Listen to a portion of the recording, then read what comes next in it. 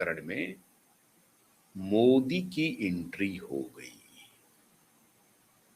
अब इसी के लिए ये सारे जो जंतर मंतर पर इकट्ठा हुए हैं, उनकी आशा भी यही थी कि प्रधानमंत्री की एंट्री होनी चाहिए, प्रधानमंत्री को रिस्पॉन्सिबल ठहराया जाएगा।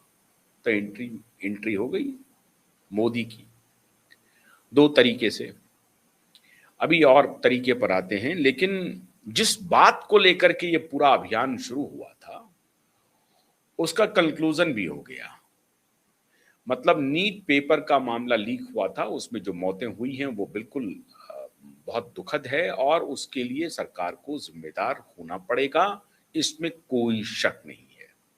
लेकिन नीट का री एग्जामिनेशन हो गया, होने के बाद आज रिजल्ट भी आ गया है उसका।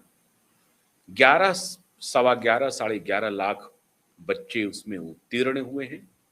58% लड़कियां उत्तीर्ण हुई हैं और पंजाब और हरियाणा के 2 बच्चे ज्वाइंटली टॉपर भी हुए हैं। 5 लाख से अधिक बच्चे ओबीसी कैटेगरी के हैं, नॉन क्रीमी लेयर, 5 लाख से अधिक बच्चे। और एससी कैटेगरी में भी लाख के करीब है, एसटी में भी 70-80 हजार के आसपास का आंकड़ा है, ईडब्ल्यूसी में भी लगभग 90 हजार के आसपास है, और जनरल कैटेगरी में 2 लाख कुछ हजार का है, 91 हजार या कुछ है, 3 लाख से नीचे है, 2.5 लाख से लेकिन ऊपर है। तो नीट के रिजल्ट आ गए, बच्चे खुश हैं, जो उत्तीर्ण नहीं हुए हैं वो दूसरी दफा देंगे। और सुन लीजिए, 60% से अधिक बच्चे पहली दफा इसमें शामिल हुए थे। सिर्फ 9-10% जो थे, 9-10 हजार के आसपास बच्चे जो थे वो दोबारा दे रहे थे या तिबारा दे रहे थे। लेकिन ज्यादातर बच्चे फर्स्ट अटेम्प्ट वाले थे, मतलब उनका अटेम्प्ट भी बाकी है, 2-3 अटेम्प्ट भी बाकी है उनका। जिनका अभी नहीं है वो भी अब आगे दे सकते हैं कि नहीं, वो देखना पड़ेगा। लेकिन जो बच्चे उत्तीर्ण हुए हैं उनको बहुत बहुत शुभकामनाएं, बहुत बधाई। और अब आगे वो पढ़ाई करें, एक अच्छे डॉक्टर बने और डॉक्टर बनकर के देश की सेवा करें, वो पैसे कमाएं। अधिकतर तो पैसे कमाने के लिए डॉक्टर बन रहे हैं, मूल तो वही है, सच बात यही है। लेकिन कोई बात नहीं है, पैसे कमाने का हर किसी को अधिकार है, कमाया भी जाना चाहिए। साथ ही साथ वो विथ ह्यूमन फेस अगर होता है, वो अगर आप मानव की सेवा करते हुए कमाते हैं, तो that is a beautiful service, उसकी सराहना भी होनी चाहिए। तो अब बच्चे उसमें जाएंगे, कोई बात नहीं है। जो बच्चे उत्तीर्ण हो गए हैं उनके परिवार वाले खुश हैं, जो नहीं हुए हैं वो अगली तैयारी के लिए तैयार हो गए हैं। इनके आंदोलन से उनका कोई लेना देना नहीं है, वो माथापच्ची कर भी नहीं रहे हैं। क्यों?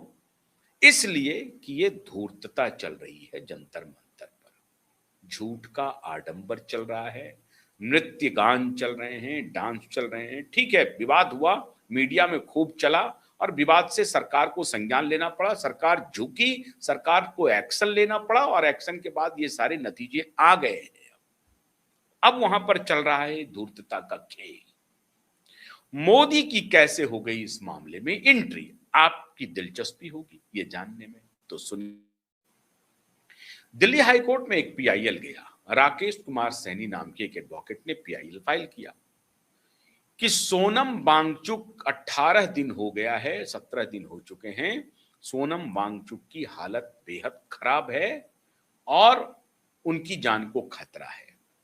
इसलिए अदालत सरकार को आदेश दे कि उनके स्वास्थ्य की देखभाल की जाए। ये नहीं आया है कि वो पीआईएल में ये नहीं हुआ है कि उनकी मांग को मान लिया जाए, ध्यान रखिए। पीआईएल ये दाखिल हुआ कि सोनम वांगचुक जी 17 दिन से उपवास पर हैं, उनकी हालत खराब हो रही है और एक सिटीजन एबेटमेंट ऑफ सुसाइड का मामला होगा, सरकार के खिलाफ होगा, ये ध्यान रखिए।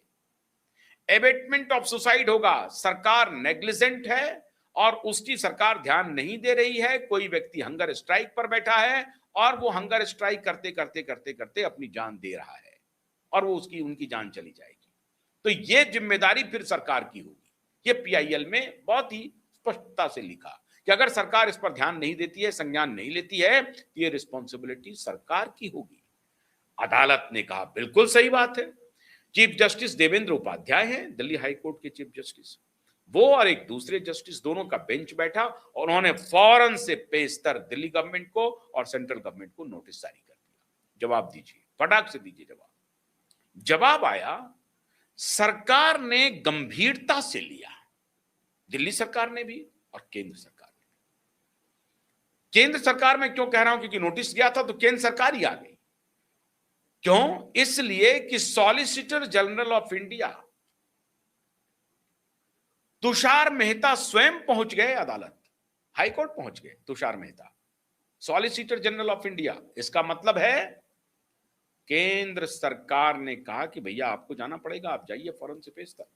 सॉलिसिटर जनरल तुषार मेहता पहुंच गए दिल्ली हाईकोर्ट के पास और उन्होंने अपनी दलील रखी, कहा कि हर एक नागरिक की जान की जिम्मेदारी सरकार की होती है, हर एक लाइफ प्रेशियस है और सरकार की पैनी नजर बनी हुई है। आपने जो आदेश दिया है उसकी तामील 100% होगी, 100% उसकी तामील होगी। हम लोग कर रहे हैं, ऑलरेडी सरकार की नजर है। और हमें जानकारी है कि कुछ निजी डॉक्टर, जो उनके एक डॉक्टर हैं डॉक्टर लांबा, जो ग्रीन पार्क में जिनका क्लिनिक है, वो उनका टेस्ट कर रहे हैं, दिन में 2 बार जाते हैं और उनका जो अभी तक का हेल्थ बुलेटिन है उसके हिसाब से ब्लड प्रेशर थोड़ा सा जरूर लो है, लेकिन पल्स रेट, हार्ट बीट वगैरह बिल्कुल ऑलमोस्ट ठीक ही है, उसमें कोई कमी नहीं आई है। वेट उनका अब आज के दिन 9 किलो घट गया है, 9 किलो घट गया है। मसल्स जरूर कमजोर हो रहे हैं। किडनी पूरी तरह से इंटैक्ट है, किडनी फंक्शन ठीक हो रहा है, अभी तक नहीं। हाँ, आगे और बढ़ेगा तो किडनी में जो कीटोन पानी की जो बात हो रही है उसकी मात्रा बढ़ सकती है, तब फिर किडनी पर लाइफ थ्रेटनिंग असर हो सकता है, ये डॉक्टर का कहना है। हाई कोर्ट ने कहा कि जो प्राइवेट निजी डॉक्टर देख रहे हैं वो तो अलग हैं, लेकिन सरकारी डॉक्टर की आप व्यवस्था करवाइए। तुषार मेहता ने कहा, जी हुजूर, सरकारी डॉक्टर की ही व्यवस्था होगी और अब सरकारी डॉक्टर ही देखेंगे उनको। अदालत ने कहा कि अगर आवश्यकता पड़ रही है तो आपको जबरदस्ती करना पड़ सकता है, उनकी जान को बचाना पड़ेगा, आप उनको सरकारी हॉस्पिटल में दाखिल कीजिए, एम्स में भर्ती कीजिए। ये नहीं हो सकता है कि लोग भूखे रह करके जान दे दें और सरकार संज्ञान ना ले। अदालत का बहुत जोरदार आदेश हो गया। जैसे ही अदालत का आदेश हुआ, सरकार ने कहा कि हम पूरा ख्याल रखेंगे और मोदी और शाह की टीम एक्टिव हो गई। इंटेलिजेंस के लोग तो जंतर मंतर पर समझिए बैठे ही रहते हैं, हर नुक्कड़ पे जंतर मंतर पे इंटेलिजेंस के लोग बैठे हुए हैं, वो देख रहे हैं क्या गड़बड़ चल रही है। आप हैरान होंगे, हर शाम रात में भी, मतलब सुबह से लेकर शाम तक और फिर रात की पूरी रिपोर्टिंग, आज की नहीं, हमेशा जब भी कोई वहां पर धरना प्रदर्शन होता है तो उसकी पूरी रिपोर्टिंग होम मिनिस्ट्री को जाती है कि जंतर मंतर पर कौन आया, कौन बैठा, क्या बोला, नहीं बोला, उसके मतलब क्या है, उसको सारा डिकोड होता है। सारे डिकोड होकर के होम मिनिस्ट्री को जाता है।